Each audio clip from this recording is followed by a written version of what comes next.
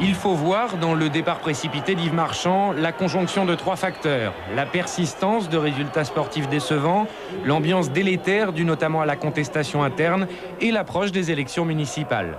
Car si l'OM est un facteur de paix sociale quand il gagne, il est une contre-publicité électorale quand tout va mal. Alors, en exigeant le 28 octobre dernier une reprise en main de la part de Robert Louis Dreyfus, le sénateur-maire Jean-Claude Gaudin a condamné Marchand.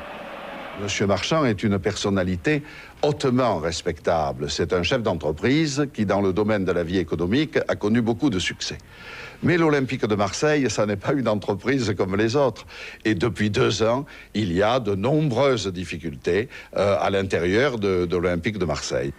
Ce départ ne constitue pourtant que l'amorce d'un ménage plus profond. C'est une contrepartie au départ prévisible du directeur sportif Marcel Dib et du manager sportif Éric Dimeco, proche du maire, 2 fers de lance emblématiques de la contestation interne.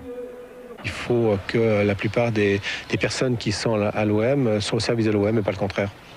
Je pense que c'est important que certaines personnes prennent en considération ce que je viens de dire et qu'ils se mettent à réfléchir s'ils apportent vraiment à l'Olympique de Marseille.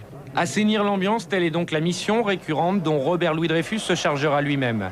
Son retour en première ligne est la seule information viable d'une semaine durant laquelle on annonça notamment qu'après avoir jeté son maillot, Éric Cantona était en passe de revêtir le costume de manager général de l'OM. Plus simplement, l'organigramme du club pourrait s'alléger et Louis Dreyfus se contenter d'une garde rapprochée restreinte. Les joueurs, eux, ont affiché une certaine désinvolture. De toute façon, leur mission ne change pas, vaincre pour remonter le club et apaiser la ville.